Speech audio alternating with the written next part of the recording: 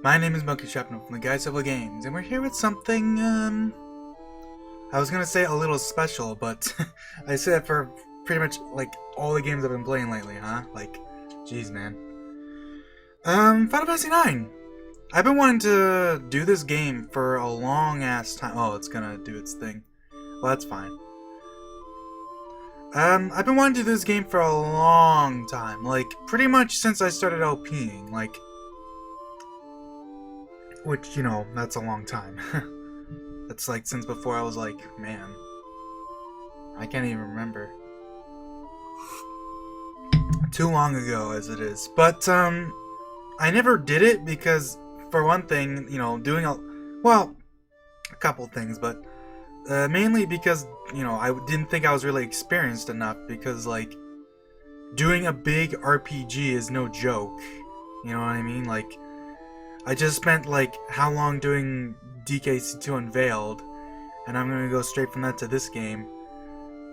I might actually do little small LPs in between just because of that, but either way, I've been wanting to do this for a long time because this game is like, besides the fact that this is my favorite RPG ever, but also because I've seen a lot of Let's Plays of this game. I've watched a lot of Let's Plays. I've seen a lot of people playing through. I've seen a lot of people talking about this game. I've seen a lot of crap, you know what I mean? And it is, I always thought, like, there's so many people I feel like they miss a lot of things, if you get what I'm saying. Like, there's a lot of things that they miss. They question stuff that seems obvious to me and whatnot. Not to mention there's so many, like, little, like, details and secrets and stuff that people don't ever figure out. And I basically just wanted to do a Let's Play where I just showed off as much of the game as I can, including stuff, you know, hopefully as much stuff as I can that, you know, most people don't see. Like, there's some things I think it seem obvious, but most people probably never actually do. And we'll get to those things when we get to them. I wasn't gonna let this play because this is technically a spoiler, but, like, it's, you know, I mean, it's a nice preview. Plus, you get to see that little, like, map background, like this little thing here. Like, you can't, like, I wonder how they made this. Actually, now I think about it. Like, I mean, I know it's an FMV, you know what I mean? I know that they made it, but, like, do you think they have an actual, like, map? Like, they actually modeled out a map like that at any point? Or is it just the in-game one? Because, like, the in-game one looks nothing like that. You know what I mean? So I just think, like, wouldn't that be cool? If they actually have, if there's actually, like, an actual map of that just stashed away somewhere. Probably not. Probably not. I'm getting too off-minded. I guess we'll let the other three play. Technically, once again, these are all spoilers, because, I mean, these show off characters from the game. You know, big whoop. And, I mean, I'm gonna be trying to play through, like, I'm not blind, but, like, I'm gonna try to play through as if people watching me were blind, so I'm not gonna be trying to spoil stuff if I can help it. Until, you know, it's relevant. Anything else?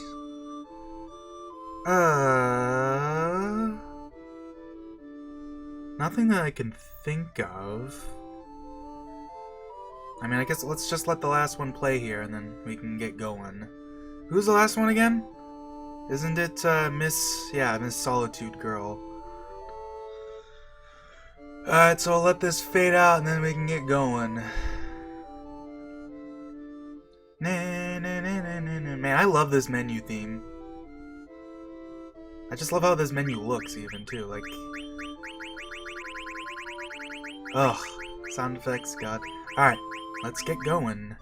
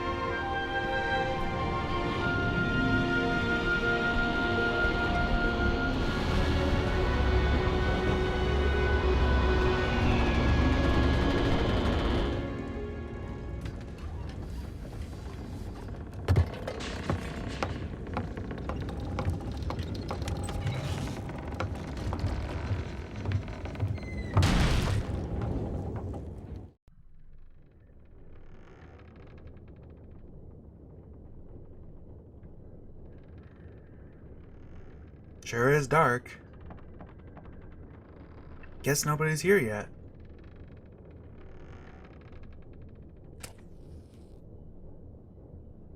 Now, before we do anything, let's head up here to this corner. Pick up some gil. And pick up a potion. Now, oh wait. One more thing to look at. Over here. There's a little sign here in the corner. I think this is your only chance to read this, so... MS Prima Vista. Theater ship. Class. Luxury liner with theater. Tonnage. 8,235 tons. Guest capacity 288. Propulsion. Vale Energy. Shipwright. Zeebolt Shipyards. Port of Registry. Lindblom. The sign isn't useful, like, you don't have to read that, obviously, but, like, there is something that it's, you know, it's relevant to, so, like, if you don't want to, you know, look it up on the internet or just get lucky, you know, that's a good idea. So let's go over some stuff. First of all, yes, I'm gonna be voice acting all the story stuff. I don't know if I'll voice act, like, random NPCs constantly, but, like, I always try to, like, maybe I won't do everything, and I'm not gonna, you know, I'll try to show off as much dialogue as I can, too. We can look at our menu here. You can see we're question mark, question mark, question mark, question mark, question mark, question mark. We're level 1, we got 105 HP and 36 MP. We got some weird blue stones. We're in the Prima Vista cargo room. You know, you can see how much time we've been playing for and how much money we have. All that jazz. If we press select, we can get a Moogle to pop up. This is the Help Moogle. This is actually incredibly useful for just, like, learning stuff about everything that's in these menus. Like, it's actually ridiculous how useful this Moogle is.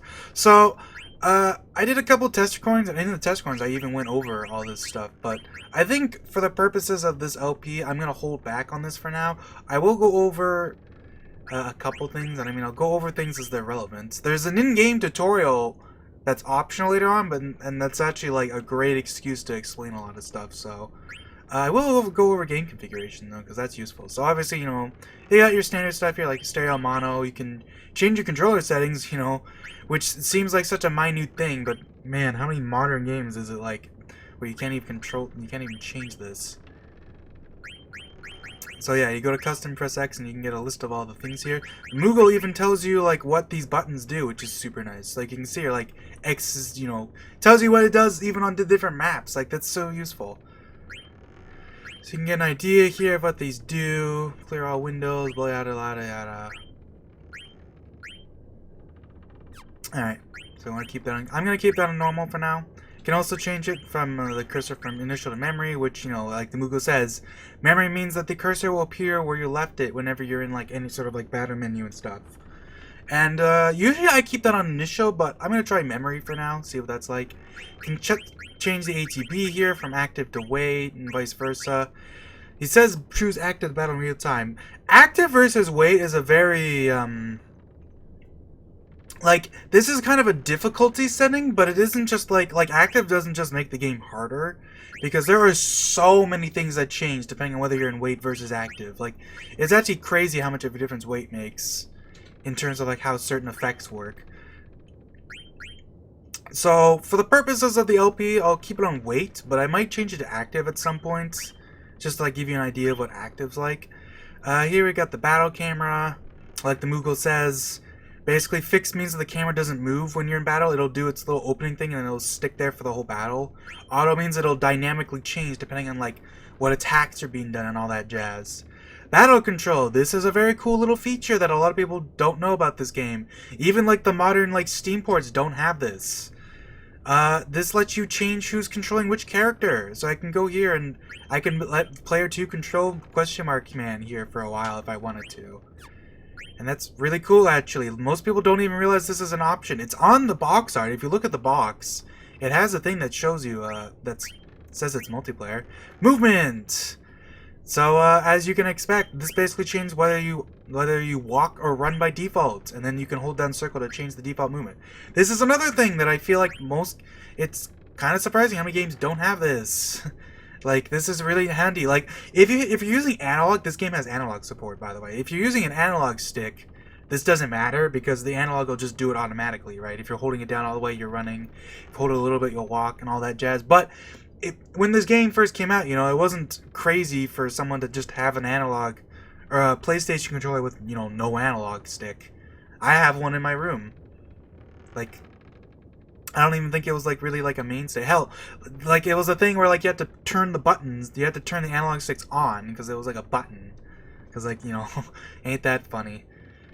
And yeah, like it's super nice to have this as a little feature. Like off the top of my head, it's funny enough. I'm gonna bring up Heart Gold, Soul Silver all games. That game was an auto run. No other Pokemon game has that. Why not? Put it in, you jerks. I love auto run. Anyways. Here we have two different speeds. So, battle speed. This is basically how fast the battles go. Like, if you know anything about ATB, how the ATB system works, basically this just changes how fast ATBs will fill up. They'll fill up faster, obviously, and fast, and slower and slow. I'll stick it on fast. I usually stick it on fast for the purpose of this game because, you know, I mean, anyone who knows anything about this game will mean that it's, you know, it's like the slowest game ever. And I mean, I don't think that's true, but at the same time, it's also like, it is, you know, true to an extent. It is a fairly slow game to get going and all that jazz and in battle and all that jazz. I just said all that jazz twice, man. 3 times technically. Hey ho. This just controls how fast text boxes move when you're talking to people and stuff. I don't think they affect the speed of them in battle because that's like a separate thing. Technically, this setting is actually useless. Because if you button mash, it makes text boxes pop up instantly and you don't have to read them.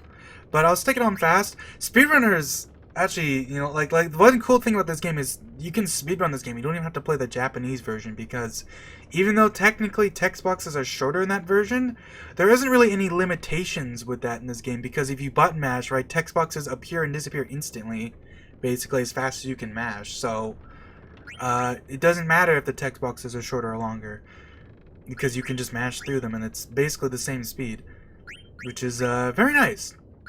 We have the here icon, as it says. Basically, if it's on, anytime you walk into a new area, a little finger up here above your head to make sure you know where you are. And of course, even if you turn it off though, you can still just make it appear manually by pressing select. We'll keep this on because it's a very nice little handy feature.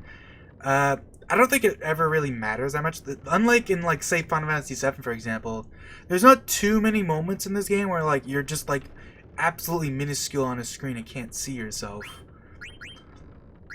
So it's not that big a deal, but it's still a nice feature to have. You can also change the color of the window. Now, unfortunately, unlike, say, Final Fantasy VII, which I just brought up, Final Fantasy VII lets you not only edit all 4 corners of the menu screen, like, differently, but it also gives you options. It gives you, like, a full RGB, like, bar of, like, 0 to 255 for red, blue, green, and, like, lets you edit each individual corner separately, and it, like, you know, like, it properly, like transitions into each color, which, like, that game has a super cool menu color system, and unfortunately this game doesn't have that, but I mean, I'm still glad they have some option. I'll keep it on the steel gray for now. I don't even know what color you'd call this, like, I guess, like, ocean blue? That's probably not even it, but this is definitely like a steel gray, so I'll keep it on this for now. Maybe at some point I'll probably change it just to look for, like, variety. All that jazz. Vibration, this just lets you turn it on and off. I don't have vibration even set up, so there's no point in turning it on. And finally, we have the target window. Basically, when you're in battle and you select a target, right, it'll normally, like, just move, like, ooh, excuse me, I got, ooh, I'm having a hard time breathing.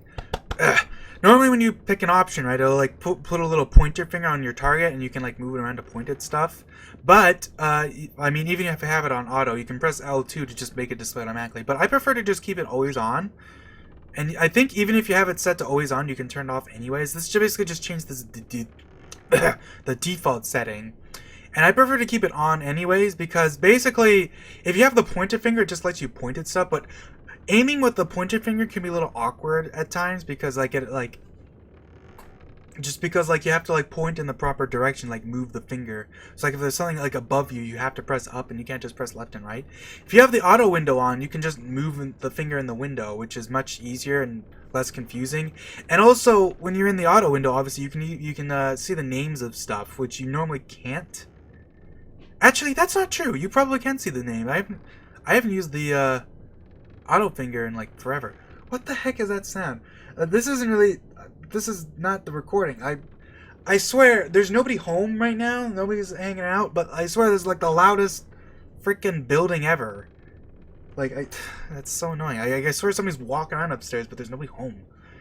Anyways, so yeah, those are all our options. Anything I didn't think to mention? Not that I can think of. I turned everything off. Okay. We have cards. You know, we can't do anything with this right now. We'll learn about that later. Party order. I guess I'll quickly go over this. This just lets us change where our characters are. If you press the character, if you select a character and then press them again, it'll move them from front row to back row and vice versa. This is a super neat feature, and I'm also really glad the Moogle mentioned this, because I feel like most of the Final Fantasy games don't even mention this, that have the front row back row feature, which I always thought was interesting. Because I feel like it's almost like a hidden feature. Because like this game, it just straight up tells you if you have the Moogle up. But if you don't, like there's no way to know. You know what? Now think about it. I've never done this. What happens if we move down here? Oops. I'll have to censor that because we... Well, I mean, we'll learn his name in like 2 seconds. But I mean, I'll still censor it for funsies. But like, it doesn't really matter. If we pick select status here, we can see if we have the Moogle up, it even shows us the experience. And I believe that if you have the equipment, yeah, it shows the equipment he's wearing, which is super nice. And if we have abilities, it does not show us anything, but, you know. And we have items. We can see our items here. I'll go over these later. Actually, screw it. We'll go over it now. So potions. Potions do exactly what you think they do. They heal you. A unique feature of this game is that potions are actually stronger when you use them in battle. By default, you can see it says, you know, high potions are 450 and normal potions are 150. That's the battle effect. When you use them on the field, it actually only restores about 2/3 of that, so it'll restore 100 and 300 respectively. And I think this is a super neat feature because, like, it seems like it just like, how do I put this? It gives them more value in battle, basically. Like, you can still use them in the field, and like obviously, you know, because of turn economy, it can usually be worth it to just use on the, you know, in the field, so you're not using up battle turns. But like, you do get more bang for your buck with these potions if you're using them on the overworld or in battle, and that's like just a nice little thing. Because like, otherwise, it's like you probably don't even want to ever, because it's just a waste of time and you're gonna get hit anyways. But it's nice that this is here. Same thing with Ethers. They're 100, 150 in battle, which is really nice. It just means like if you're, you know, if you're low on like high potions, for example, like we are right now, it can be more worth it to use them in battle versus just toss them in the overworld.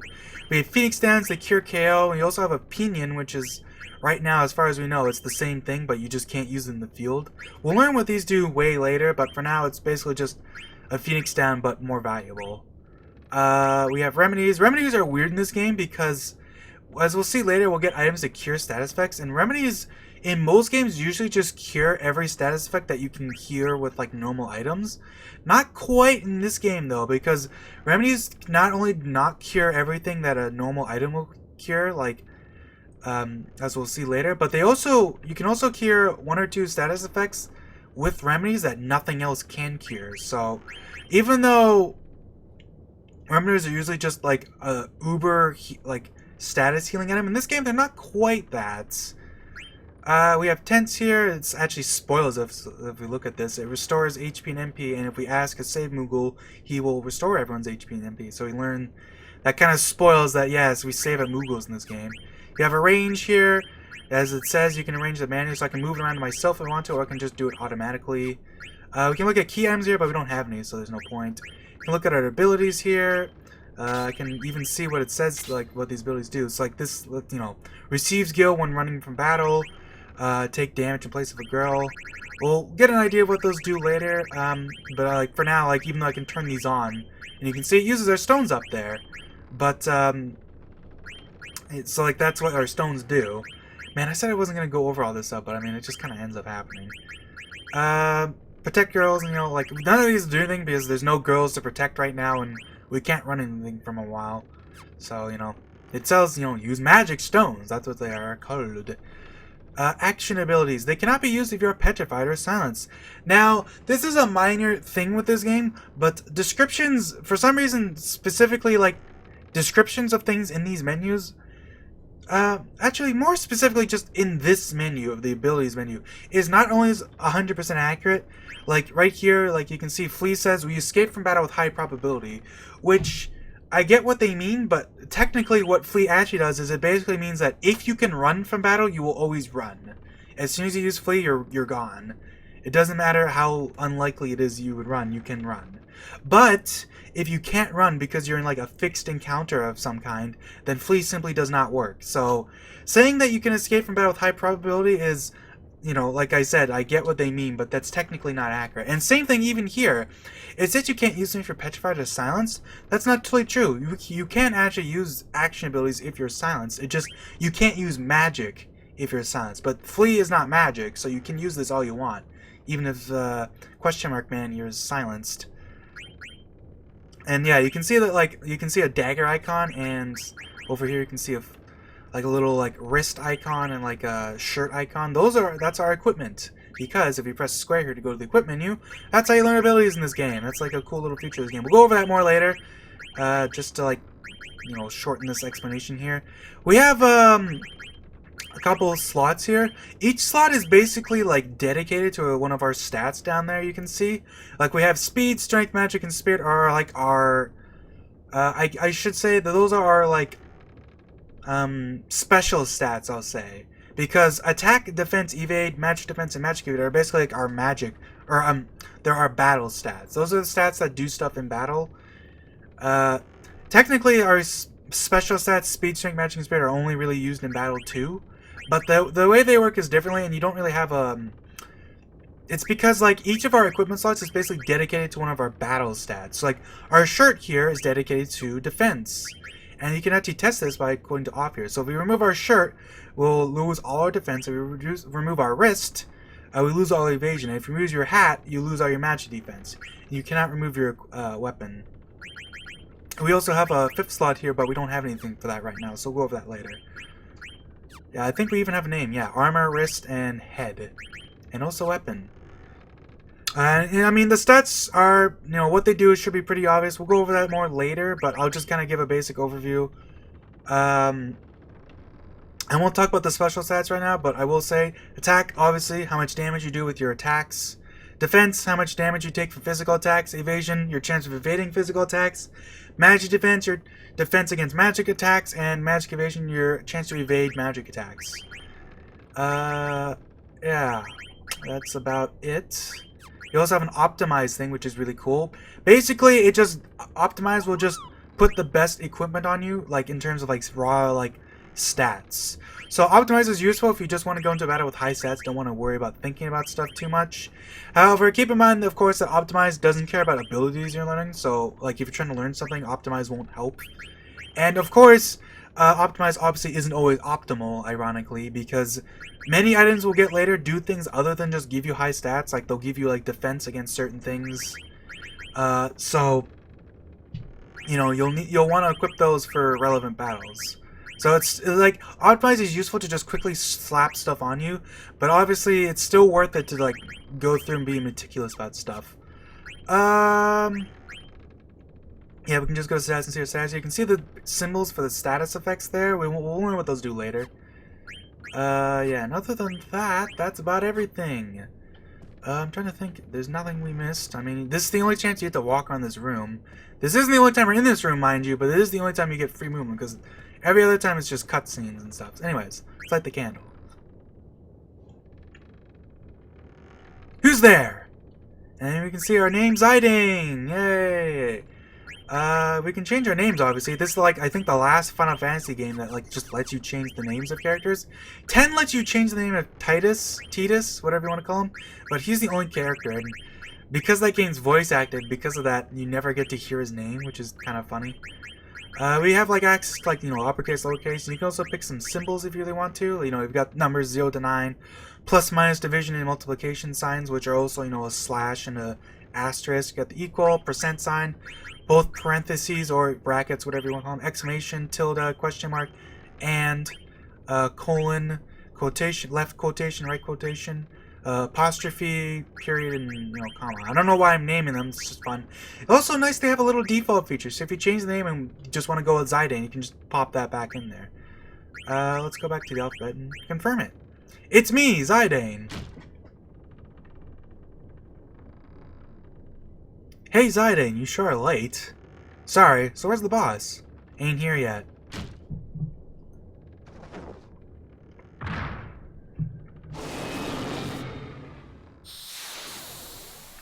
Whoa! Who is that mysterious masked man? Why did they go into the corner? Usually it goes into the middle. That's kind of funny. Maybe it's because of where I put Zidane. I don't know. Interesting. Hey, Zidane's over there in the corner. Usually he's in the top right, but they actually like actively like changed everyone. Anyways, right off the bat, we can see we have a bunch of commands here, but the main one that you want to notice is steal. Now, in my test recordings, I actually stole everything from this guy like first try, which was incredible. He has 3 things to steal. Hey, we got the Mage Masher though. That's the good thing. That's the thing we want. And that's the rare thing. So, you know, getting the last thing should be quick. Hey, we stole the rest. Thank God. The first, I did 3 test recordings. Well, 2 test recordings of the game and then this one. The first one I did, it took me forever to steal everything. And then I did a second test recording just to make sure everything recorded right. And I got all 3 steals first try, which was like, holy crap. And I hated that it was a test recording. But, we have other options, like if we want, we can make Zidane try to flee, but that won't do anything. We can see what it looks like, though. And it'll just make the character say, can't escape. Actually, we can try to escape from this battle. Which is kind of funny, because you never normally have a chance to escape with these characters. Like, we can see Cinna over there, Marcus, Blank. They all have running animations, and, like, they have these running animations, and you'll pretty much never see them, because we're never running from battles with these guys. So while we can, let's attack with everyone once, just to get an idea, just to see what their attack animations look like, I guess. Which looks cool. Zidane has this little thing. Cinna has his hammer. We can stab here. However, we don't want to just go and attack him right away because... Oh, Cinna's dead. So Cinna, you can see, Cinna just took a crap ton of damage. Cinna, if you actually... You can't ever see this because you can never look at his equipment, unlike the other characters. But if you actually look at his equipment, Cinna does not have a shirt on because, like, even in the overworld, you can... And, like, his model, he doesn't have a shirt. And because of that, he has no defense. And you could see, like, in the menu, we only had 6 defense. But you can see how much of a difference that makes. Defense in this game is, like, it's a big deal. Defense makes the difference between whether, like, you'll get destroyed if you don't have any defense in this game. Oh man, I'm defending just to show their animations, because once again, like, you don't really ever get too much of a chance to see these. And it's not because, like you get to use these characters for a little bit here. I guess that's kind of spoilers. I mean, not super spoilers because I'm not letting into everything, but like, you can see Blanks. Cinna's got one too. Cinna's the least one because Cinna we have for the least amount of time.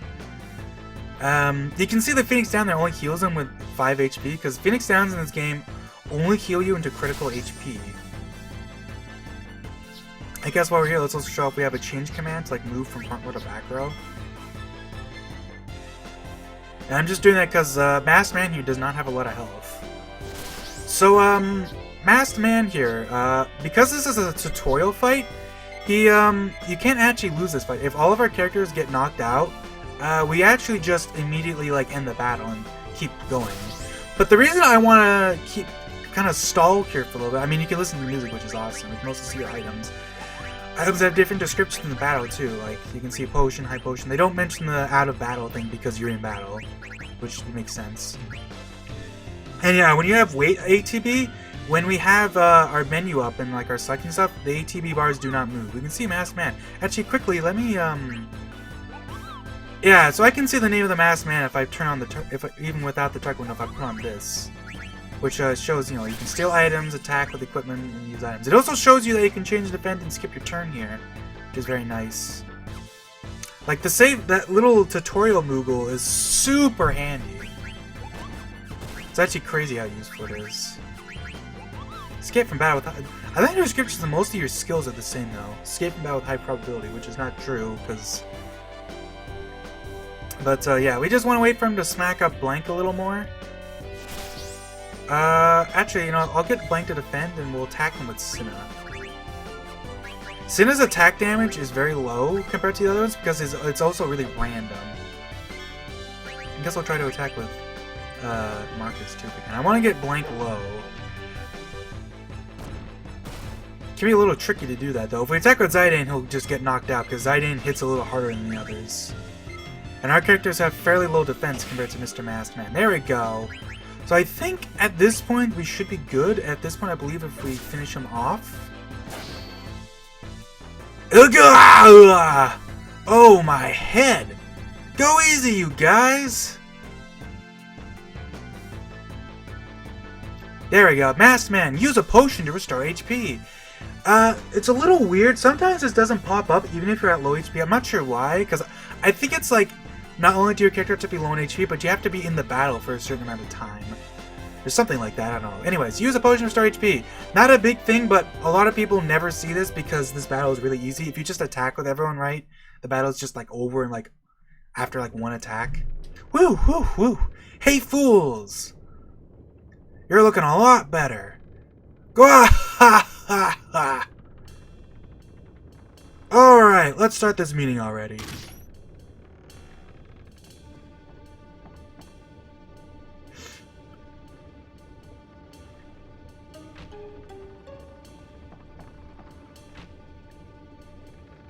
Here's the plan. I just want to point out Cinna's little lying down animation there, which is kind of funny. Because off the top of my head, he only does this for like a couple seconds here. Tantalus, the infamous band of daring thieves, that's us, is heading to the King of Alexandria. Our mission, to kidnap the heir to the throne, Princess Garnet. I'll take it from here, so listen up. Our ship's about to dock at Alexandria, and when it does, we're going to put on our costumes and perform I Want to Be Your Canary, the most popular play in Alexandria. Before we continue onward, I want to point out, this is like a good opportunity to look at the character models. We're just going to look at Baku for now, because Baku's like the one we get to look at the least in situations like this. So you can see here, like, Baku's got, like, he's got pink hair, which is already kind of weird looking. Like, you think, like, he's got pink hair, so it must be, like, a lot of characters must have weird hair in this game. Not really! Baku's the only one I can think of that has, like, such a weird hair color. You can also see, like, he's got his boots, he's got a buckle around his arm, he's got, you know, his little, like, vest, and he's got, you know, his little shorts and cufflinks. He's got a ponytail, which a lot of people don't even ever really look at that, because it's not the most obvious thing in the world, because you don't often get to see Baku from behind. He's got, like, a little ribbon on, which, I don't know if that's supposed to be a ribbon or not, but I'll just call it a ribbon. We'll see from the front, too. Break a leg, Marcus, because you're playing the lady. You can see he's got, like, a little, like, he's got, like, a beard and stuff. He's got, like, a aviator's hat and goggles, and he's got, like, little ears and stuff. Because I think Baku is supposed to be, like, a tapu of some kind or something. Like, he's like a bat tapu sort of thing. Anyways, leave the acting to me. Of course, the real kidnappers will be Blank and Zidane. I'll distract the audience from backstage with these little buggers. I can't stand Oglops. But I'll manage, so don't worry about me. And that'll be your cue, Zidane. Okay, that's when I kidnapped Queen Braun, right? You bet, we're gonna kidnap the fat-ass bugger Queen What? What am I saying? Alright, quit joking around. So, there's actually, a little Easter egg in this little, like, menu. If we keep selecting the first option, it always defaults to, so you can just button mash. But it always defaults to this first option. And if you pick this option, I believe, I always forget the exact number. It's either 63 or 64 times. I always forget which. But if you select it enough times, we'll get a little Easter egg that'll happen. You can already see, like, the dialogue options changed a little bit, because after 2 times, right, Baku gets, like, mad at us. You can take a look at the background actually over here. So, like, you can see, like, there's, like, a little bird statue on the shelf, which is pretty cool looking. You can see all the other stuff. You don't really get to look at this room for very long. There's, like, a map in the back. You can see when on this screen, we get a nice close-up of the castle little model, and you can even see the little fan up top, which is pretty cool looking little animation. You can also look at the airship model that Cinna's holding, which I forgot to mention it when we were looking at it, but, like, that airship model is really high detailed, and, like, I just want to point out that I'm playing on, this is like, I'm playing on an emulator. I'm gonna straight up say it. I'm playing with my own copy of the game though, because I ripped an ISO myself, just because, like, I wanted it to be authentic. And also, technically, I guess that's legal, but I mean, you know, semantics and all that jazz. But yeah, airship model is super high detailed. And like you on the default like PlayStation resolution, like this is like right now the emulator is running at roughly double the resolution of the original PlayStation. I also have like some scan lines. The scan lines are fairly faint, but I do have them on because it helps with dithering a little bit. The airship model is really high detailed, and it's like really hard to like pay attention to that on the default resolution of the PlayStation, because like this is true of like all the models in this game. Like they're really high detailed for what they are. Because, like, you can... It's really hard to, like, really pay attention to that. You can also take a look at some of the other details of the characters while we're here. It's like, Cinna and Blank and Marcus, they all have, like, little things about them. Like, everyone in this room actually has their, face, like, blocked, except for Zidane. Like, Blank has a little, like, buckle around his head, along with his little sword sheath in his back. Marcus has a bandana that covers his eyes and, like, the top of his head. He also has a sword sheath. Cinna doesn't, but Cinna's kind of a weird case. Like, he doesn't block his face quite in the same way, but he is kind of still blocked because we'll see in other things, he's kind of got like a weird like dark thing around his face. So, like, you can't really see his face much. You can only really see his eyes. Cinna's also got a chain on the back of his head, or on the back of his body. That chain's actually quite neat because it actually like animates when he's moving. It like moves around, like it's got like physics and stuff. I'm not actually sure if it does have physics, but it kind of animates like it does. It's hard to tell because you never control Cinna, so you never really get to test it out.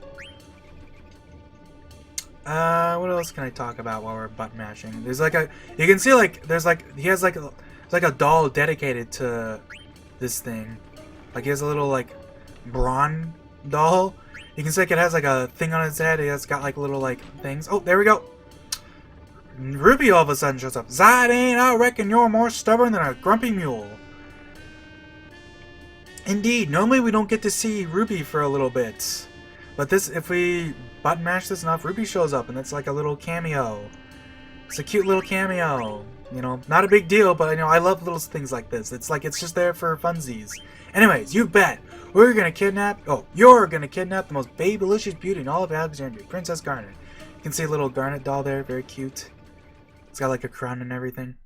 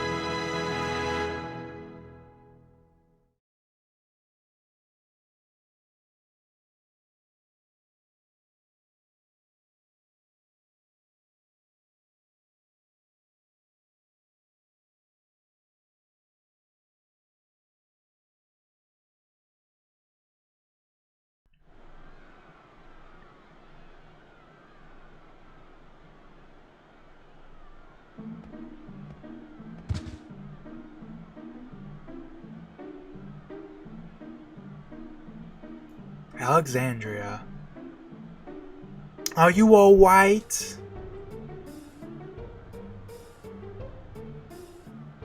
Here, you dropped your ticket. Bye-bye. Hey, we're already a new character. We're Mr. who's also named question marks, you know. Apparently it's a pretty popular name in this game, eh? Wink wink nudge nudge. We can take a quick look at our menu. We have the items from before, and we can arrange it now automatically. And auto arrange only has one feature, or like one arrangement style, but it's pretty much the only one you need. Basically, it just puts all your consumable items in front. Then it'll put like non-consumable items, like these things, next. And then it'll put like all your equipment and stuff in order. You can also take a look at our key item. You can use a Moogle to like look at our, like it says like, you know, question marks key item, very extensive looking ticket. But a feature with this game is that if you just look at the item yourself, you get like a little history of what the item is, or whatever, like a description basically, and it's got like a cool little like style thing. And you, as we'll see later in the game, most of them are usually given in like the pretext of like almost like a history book of some kind. But anyways, Ticket, come see the all-time classic love story. I Want to Be Your Crow. A tragic tale of destiny, cursed memories, dreams, life, and death. Anyone who's played through the game before, I just want you to like pay attention to that second paragraph there, right? A tragic tale of destiny, cursed memories, dreams, life, and death. Wink, wink, nudge, nudge, poke, poke. You know, all that jazz. Anyways. Now, we can keep going forward like Mr. Question Marks here was doing. But before we do that, let's head back here, because there's a bunch of stuff we can do over here in this square here. So, you can head over to a couple corners and we'll see an exclamation point pop up. Press the A button, X button, whatever you want to call it, and we'll get a card. Yay! So, this game has two ways of hiding stuff. And generally, how it hides stuff depends on like where you are. But generally, when you're in like more like rural or like urban areas, like areas with like people and stuff, you'll find stuff like this. They'll just be like hidden in corners and stuff, and you have to like look around for them. And there's a bunch of stuff. There's stuff like this everywhere in this game. Like, you'd be surprised just how many things there are. And in fact, the game does have a way of keeping track of them. So, you know, it's worth it to pick all this stuff up. You can actually pick all this stuff up later, but like, it's most useful now. So there's no reason not to just grab all this stuff now. Like we get a potion. Like, when is those potion gonna be more useful than when it restores, you know, 3 times as much HP as we have? Let's talk to Nikolai over here. Nobles always come to Alexandria to see the annual performance. Let's talk to the guards over here. Alexandrian soldier. Kids shouldn't leave the cities by themselves, you know. And this one says, this gate leads outside. And indeed, just like they say, we're not allowed to leave. Oh yeah, we can also read the statue. Heroine statue. This statue was built to commemorate General Madeline, who fought in the 9th Lindblom War in 1389. At the tender age of 13, General Madeline fought against the Lindblom army with only 9 soldiers under her command. 9, wink wink nudge nudge, this is Final Fantasy 9, haha. This game has a lot of like 9 references. She died in 1401, well before her time. If we you know, use some basic math there, you can see that she was 13 in 1389, and then in 1401 that means she was, I believe, 25, yeah. So she died at 25, you know, pretty young. We can go over here and talk to these dudes. Noble Ward. Why, you're no city child, and you're a noble child either. Oh, these street urchins are simply dreadful, says Noble Lady. Let's talk to these kids if we can. They're kind of running around. I saw the nobles first! I think the girl says the same thing. She's running around with her little balloon. I love that balloon. Fishman says, I sure hope I can see a good, I can find a good rooftop to see the play from this year. So this fishman, as a kid, I always thought this guy is not a fishman. Like, it tells you he's a fishman, but for some reason, I always thought as though, like, that blue part of his head, where is like, that's like the fish part, I always thought it as like a hat. And that the little, like, excuse me, the wrinkles on the side of his neck were, whoops. I always saw the wrinkles on the side of his neck as being the actual, like, fish part. Or, like, I don't even know what you call, like, not the fish part, but, like, I thought that was his head. So I thought he was just, like, a super, like, wrinkly old man or something, like, weird like that. He's actually getting stuck on the side. That's kind of funny, because I pushed him down from talking to him. If we press square on these characters, it says, you know, you gotta have at least 5 cards to play. Dreadfully sorry, my boy, but you can't play without 5 cards. My dear, I'm afraid you have the required minimum of 5 cards. What does the fishman say? No, he doesn't say anything. Doesn't he say something different if we talk to him again? Some of the characters in this game do that. But it's always like, it's hard to tell who. Anyone does that? Nope. I swear one of these characters says something. Oh yeah, here we go. Commoners like us have to watch the play from the rooftops, far away from the stage. Now, some characters, if you talk to them more than once, they'll have something more to say, but you know, some of them they won't. And because of that, it can be quite hard to actually find all the dialogue throughout the game, because many times it's like you have to talk to certain characters multiple times to get them to say stuff. Also, look at that pigeon. Look how fat that pigeon is. I forgot. That's hilarious. Yeah, like, I was pressing square in characters, and basically, that lets us try to play with our cards as we see here. We'll learn more about that later, but I just want to point out that every character in the game that you can play cards with has unique dialogue for when you try to play cards with them and they don't have enough cards. And it's pretty... Most people probably never even seen anywhere even close to all the dialogue that there is there. Most of them is pretty mundane, but it's still like something that like every character has something unique to say. And some characters even get mad at you if you try to play without, you know, like enough cards. They'll be like, hey, what are you doing? You know, jazz. You can look at this here, and Mr. Question Marks here will be like, this pattern is making me dizzy. And then he falls down. See a granny here, but let's not talk to her. Instead, let's go over to... Let's look around her house for a little bit. We can get a potion here. You can see that it pops up in this corner here, but we actually don't want to grab that right now because, as we'll see later in the game, but there's actually like a good reason to leave that there. But for now, we can go pick up another card, a fan card. And if we talk to Granny here, whew, just a little longer. Darling, I'm home. I'm not done with Lilia's dress yet. Come back later. Rahaha. Every year it's always the same. You're spoiling them grandkids, I say. If we talk to him before he leaves... Oh, I'm so hungry. You can't play cards unless you have at least 5 of them. Is that you, Lilia? Your new dress is almost done. She gives herself a little pat on the side there. Anyways, we can leave and we can keep on going. If we head up here... Oof! Ow! Rat Kid says, why you? Get out of my way! Nobles are in the square! Wow, nobles! Theodore, wait for me! And Theodore, cutely enough, actually does wait for her if we talk to her. Which is funny. Talk to Man here. Well, that's it for today. Time to get ready to see the play. He also says the thing with cards. Received a potion. Why am I talking? I don't know. I kind of forgot. I don't think there's anything else in this screen. Nobles in the square. Hey! Yay! There you go. Harold here. Honorable nobles of Atrino Castle. Alexandria is this way.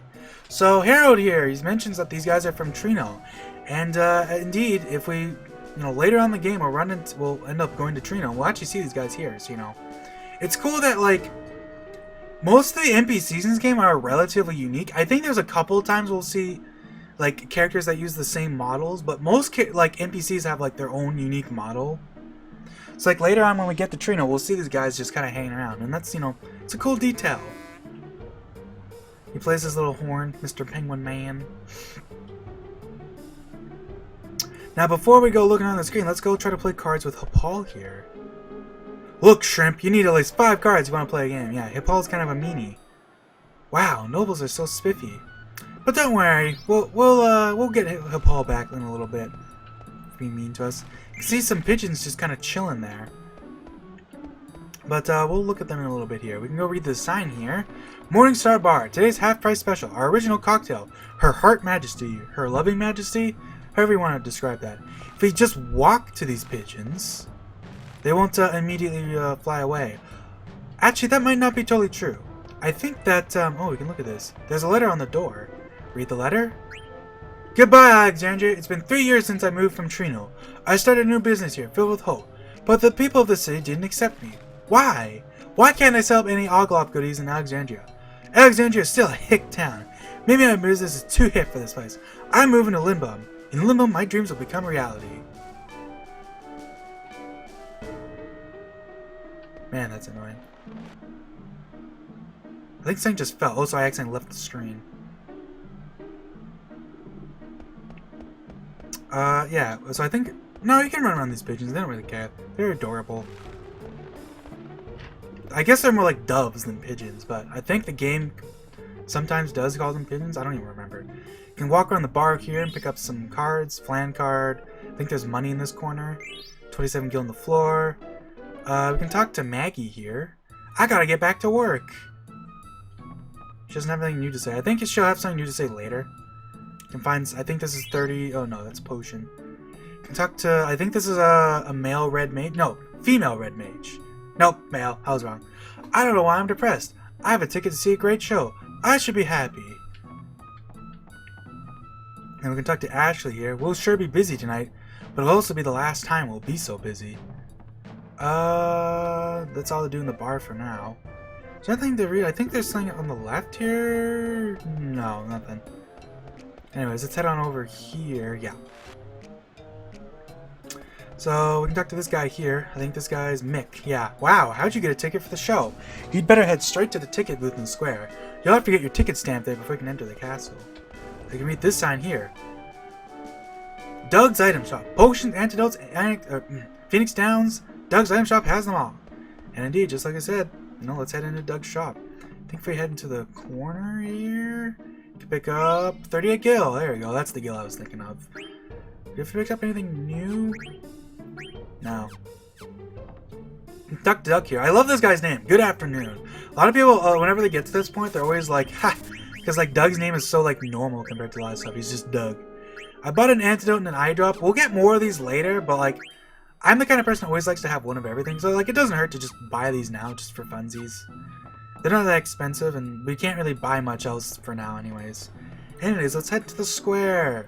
So,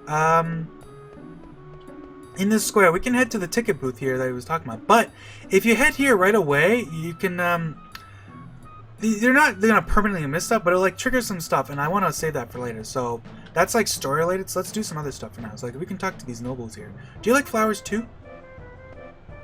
The blossoms in Alexandria are quite splendid, don't you think? We can also try to play cards with them, and I believe they're quite cocky, yeah. Why, I play cards every day. I'll be more than a match for the likes of you. Challenge me to a game of cards. You're quite the bold lad. We can also talk to the florist here. Flowers for sale. Perfect gift for the one you love.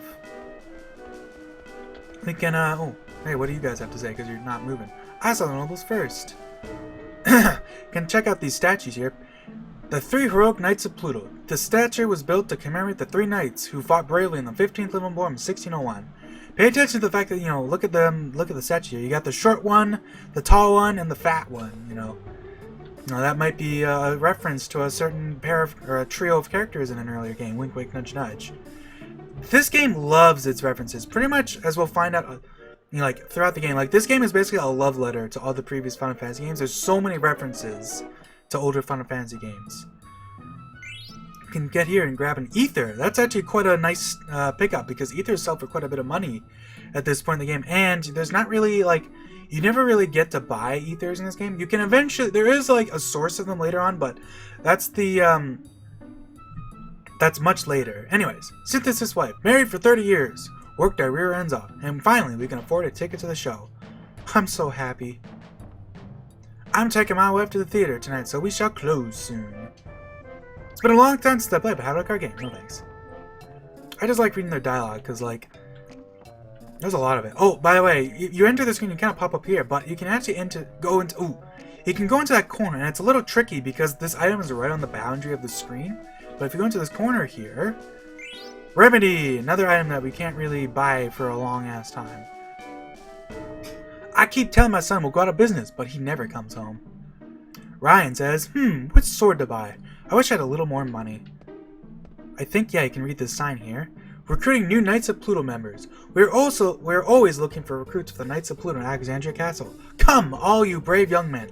Let us protect the Queen and our beautiful country together. Captain, Knights of Pluto. It doesn't mention the guy's name, but, we'll learn that later. We can go up here and see Paul here. Wahaha! I hid my 3 precious cards in a safe place. Also talk to the guards here. Only noblemen and ticket holders may pass through this gate. If you have a ticket, get it stamped at the ticket booth in the center of the square. Oh, you can get an item here. Isn't that yeah, that's the Phoenix Pinion. It's a very nice item to get. So, we can talk to these little girls here. They're playing jump rope. Now this is a very, very infamous mini-game from this game. It's quite simple. You just press the button as soon as you land, and then you jump. And you can go on for quite a while if you're good at this. And the reason why it's so infamous is because in all of the newer versions of the game, there's actually there's always achievements linked to this. So the original game has stuff, like, you get stuff for doing this in the original game too, but for the most part, other than, like, the first couple of things, it's all, like, relatively negligible. There's actually a reward for getting 1,000 jumps in a row, which is, like, brutal to get. Like, I can't even imagine how many people have ever gotten this legit. getting 1,000 jumps in a row is insane. And the thing is that getting 1,000 jumps in a row doesn't actually get you anything of tangible value. It gets you a key item called the King of Jump Ropes.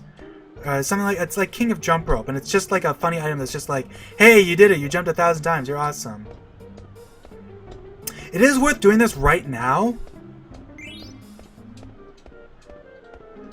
I'm gonna concentrate for a little bit here. Oh, fuck! With my testing, I did this, I got 200 jumps in a row. And you actually do get stuff for doing that, but I'm not gonna worry about doing that. You get a card, you actually get a pretty nice card for doing 200 jumps, but like, it's not really, like, it doesn't matter. Not only can you do this at any time, because, well, you can't do this at any time, but this isn't missable. Like, even at the end of the game, there's still a chance to do this. But also, cards, like, you have plenty of ways to get cards, and I don't think any cards are missable in this game, I want to say. Talk to this guy up here. Dante, the sign maker. Can't you see I'm working? Don't interrupt. Go over here and read this. Coming soon, mini theater, under construction. If we talk to the ticket dude, then like when we walk into that screen, Dante will have different dialogue and like we'll continue on with the story. So you don't miss out on anything, but that is our only chance to like get stuff to like talk to Dante. Anyways, rooftops for the masses. No nobility, no ticket, no problem. Enjoy the show from the rooftops. Assemble here for the steeple at sundown. Together, the people will prevail. The proletariat patrons movement. I think that's how you pronounce that. Go over here and talk to the boatman. Hey kid, don't even think about trying to sneak into the castle by boat. I tried that last year, but them guards, they caught me. Look at his spit. Gwahaha! Talk to the old man here. Them newfangled mish-powered ships float through the air, but true ships are supposed to float on water, right, Shunny? Did you say anything different? No. We can come over here and talk to, I believe this guy's name is, yeah, it's Tom, because Tomcat. My kitten Mittens ran away. Tell me if you see him, okay? Nope. Oh, you're mean. Tell me if you see him, okay? Sure. Okay. So, this guy gives us a word of thanks, and he tells us, like, go look for his kitten Mittens. But, the thing with his kitten Mittens, by the way, come over here and talk to the girl from earlier. Oh, hello again, Lilia. And we can see that, that girl we saw run out of the old lady's home, and they mentioned Lilia, this is actually her. You can come over here into the corner and receive eye drops. So, Lilia, she has a couple of different things we can say, because if we leave the house, kind of walk around up here, she'll actually come out and we can go talk to her, and she'll say something different out here. Try not to drop your ticket, okay? By the way, I love when games do accents and stuff like that. Like, Lilia has like the kid sort of like slur where they kind of, you know, they have to try not to drop your ticket, okay? And then like you got the old man who talks like he's missing his dentures. But once Lilia leaves her home, we can come over here and grab her stuff. You get 3 gil. I believe if we wait until later in the game, that gil will have increased amount. So that's kind of a funny little detail. There's like no point in doing that because like who cares? Like, oh man, 3 gil. But anyways, like Tom was saying, he lost his kitten Mittens, and we can go, you know, we can look around to see if we find Mittens. So this little side quest, this isn't just like, oh yeah, we can go see Mittens, because as you saw there, Mittens was running away. We can actually run all the way over here, and I do mean all the way. If you go all the way back to the square at the start here, there's Mittens. Meow. And Tom comes running up. Oh, you found him. Come here. Thanks. And then they just run away. And for some reason, Mittens is just really into following him, which is kind of cute. So at first glance, this seems like the kind of thing where it's like, oh, we did that, but you know, it's just for funsies. We don't get anything from that. But if at this point you then run all the way back to where we first saw Tom.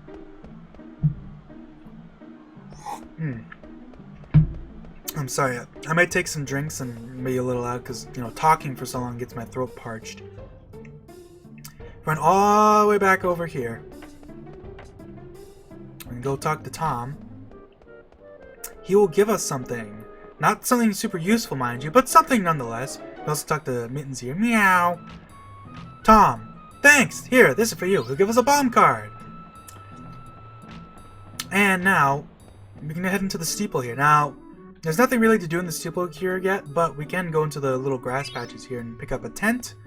And I believe if you go over to this patch, get a potion. The tent is actually quite useful because tents in this game are quite expensive. Because as we saw with Doug's item shop, we can't even buy one yet because it's too much money. We can pull up this rope up here though if we climb all the way up here. And if we wait a sec here, boom, a little chest pops up. And it's kind of adorable. This is our first chest, and it's a little teeny tiny 101. Received Hip Hall's treasure, Iron Knight card, Goblin card, Fang card. That's the cards that Hip Hall was talking about. You can get that later, but you know it's nice to get this now. And now at this point, we can actually go back and check on Hip Hall ourselves if we want to. I think actually once you get the treasure, Hip Hall is in a different spot now. I don't think he's in the square here if you look around for a sec. Yeah, because normally he comes walking up from the bottom. But once we get the treasure, we can actually go inside here, the little inn here, we haven't really gone to look at yet. And first things first, we can come over here and check out this female, I think it's like female adventurer or something like that. All these different characters have like different kind of class names. What do you mean there's no vacancies? Yes, you see, really quite sorry. What? I don't believe this. I have a reservation, damn it. Jeez. Yikes. City people are so scary. And now that we've gotten him Paul's treasure, he'll hang out in the inn. And there's a reason for that. First of all, Fishman, sorry, no vacancies today. Because, if we walk around a bit, here we go, let's check out this lady. Busy, busy, busy. Pardon me, sir, out of the way, please. That right there is Hip Hall's mother, if it wasn't obvious. So she works at the inn. Now if we talk to Hip Hall, aw man, somebody stole those cards I hid. Sniff. Kinda makes you feel a little bad. But I mean he was a little snotty to us earlier, so you know. Obviously that's okay, right? You know, he says one mean thing to us so we can rob him. That makes sense, right? I mean, you know, it doesn't make you feel a little bad. I like these little areas off screen. Like you can head into this little corner and I'm not sure what's even back here, because the area back here is not it's not just a straight hall. You can get there's some weird stuff back here. And you can do the same up here. And you can also head out to the balcony here. There's nothing on the balcony. I think there might be something here later, but don't quote me on that. I think there might be something out there eventually, but I don't know.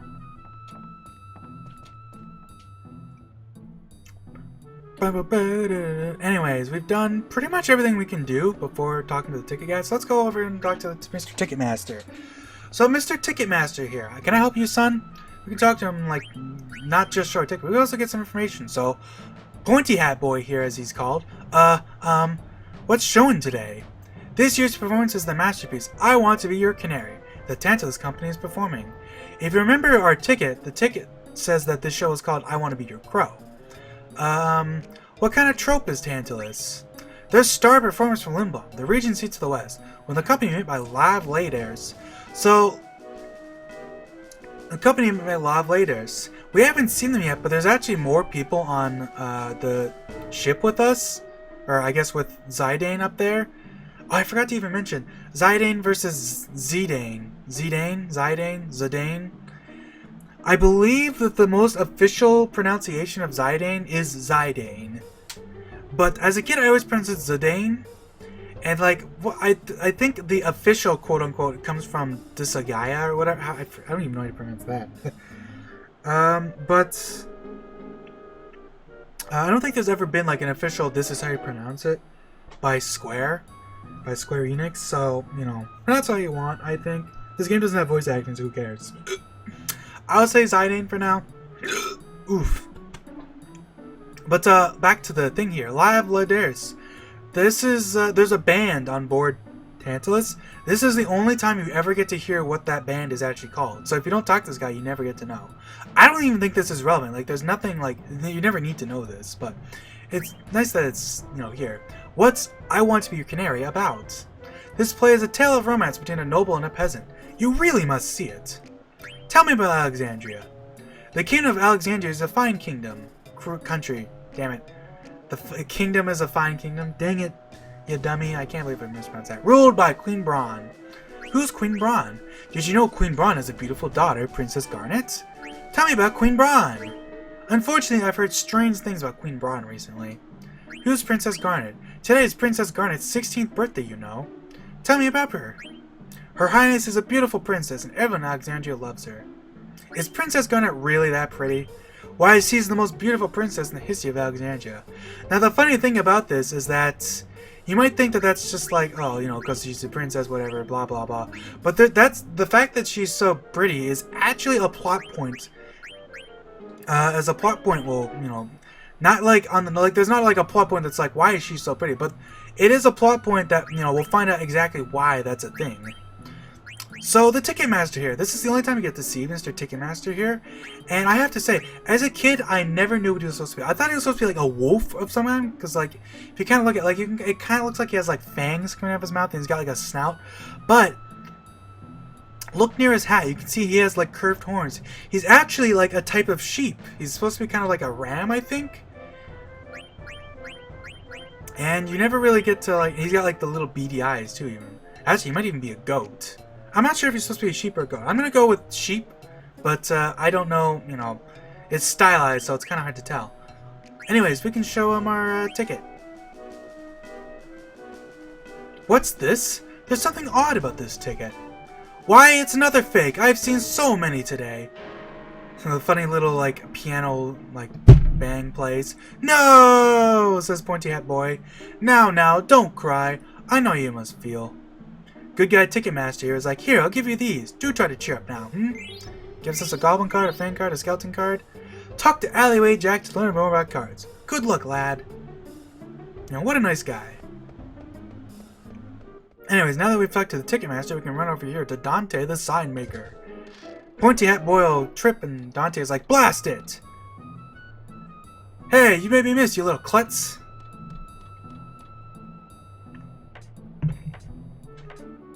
Whew, that should do it. Well, it's been a long day. And then Rat Boy here comes running up. Hey you, Shrimp, you're the one with the phony ticket, ain't ya? I saw the guy tell you it was fake. And we have 3 options here. So, if we say yeah, it's fake, we immediately go... Well, actually, I don't think these options even matter. I thought about it, and I figured, you know what, screw it. Like, anytime we have options like this, at the end of the episode, I will go ahead and show the other options, because screw it, why not? It's, nice to, you know, for this, we'll just go with, yeah, it's fake. You get some funny dialogue from these, and we'll show that at the end of the episode. Yeah, it's fake. I'll let you see the show if you become my slave. Well, what do you say? No, I don't want to. Okay, later. So if you say no, Rat Boy will just run away. And we can't continue on with the story. So if we leave and come back and then kind of run up here to like near the ladder, we actually have to come up here. Come up from far enough, and eventually Rat Boy comes running up. Oh, actually, when does he do that? There you go. Oh, well, what do you say? Alright. Awesome, now for your first assignment. You go stand over there and see if anyone's coming.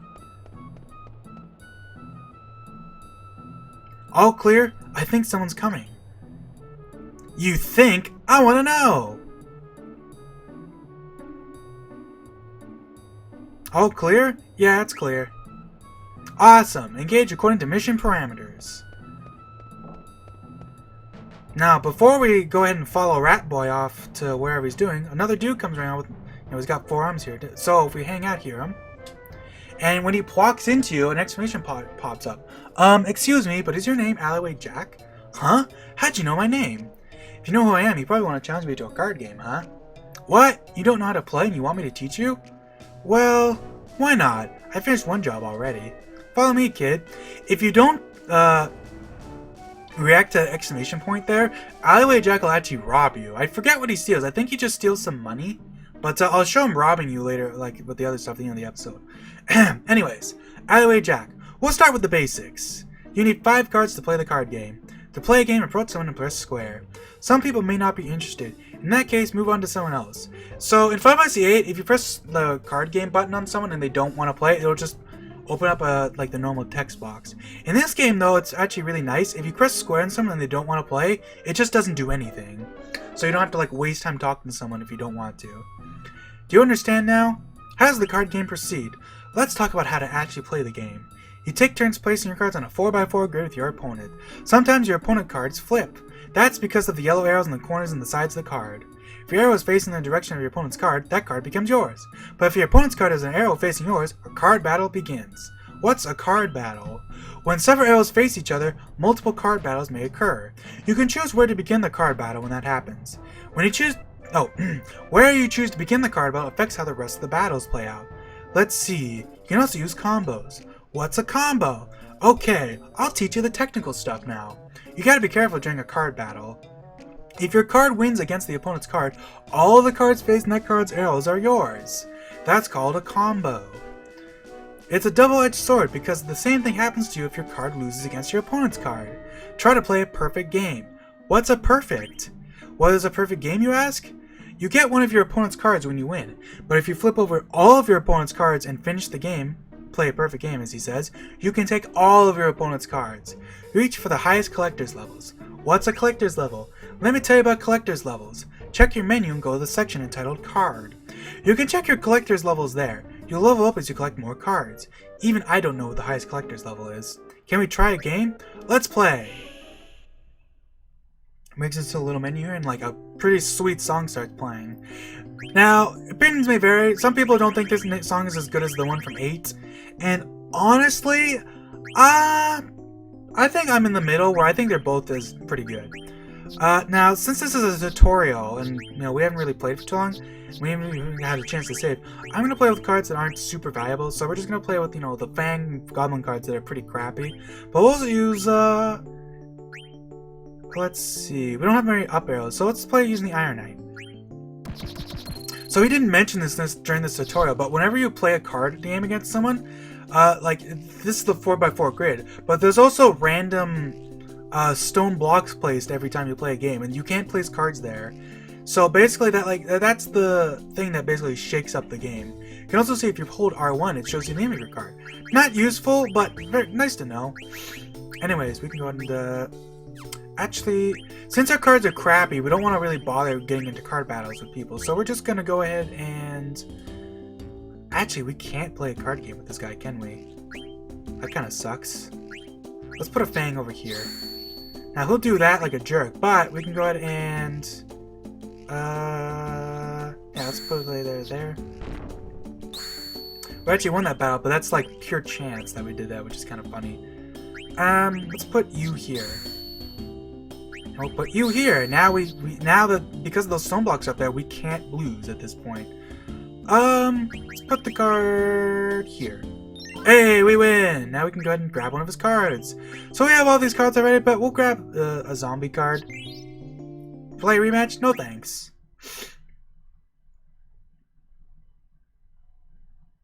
We have a bit of a lengthy loading time here. I think I understand. This is the only town where I'm called Alleyway Jack. I go by other names elsewhere. They're also just aliases, of course. You want to know my real name? I'll tell you when you get better. Thank you. I think at this point some characters say different things. Actually, is her saying I gotta get back to work different? I swear that they say something different here. Maybe it's just random? I don't even know. Oh, here we go. Trust me, her temper is something to watch out for. So you can see that even though that's optional, it does change some things. Like, some dialogue is different.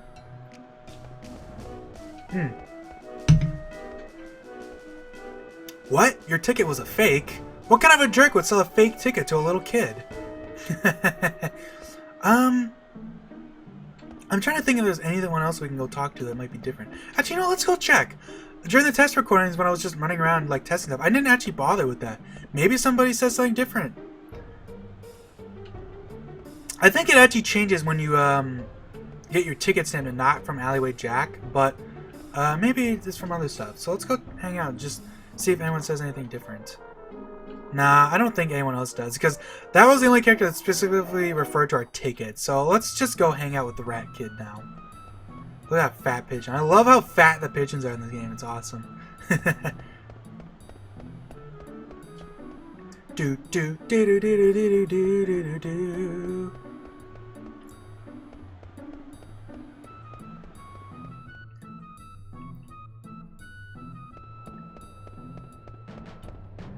So when you come out here, rat kids hang out. Over here! Don't fall behind. Into the steeple!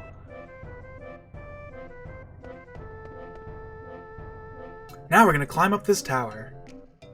It's very dangerous. You go first. Come over here and... Ew! Ow! Ah! What the heck was that? Sorry about that, Kupo. That's Kupo. He's a Moogle. Kupo! And this is slave number 1. Try to get along, okay? I love the implication that slave number 1 means he plans on having... Either that he plans on having more slaves, or that he just thinks of Pointy Hat Kid here as like either the best or the worst slave. Kupo, pleased to meet you. I enter you in Moogle Diary. If you want to save game into memory card, just ask us Moogles, Kupo. And you regain health if you have a tent, Kupo. You understand? I understand. If you say once more, it just like goes through that dialogue again. Glad I can help, Kupo. Alright, time for some upward mobility.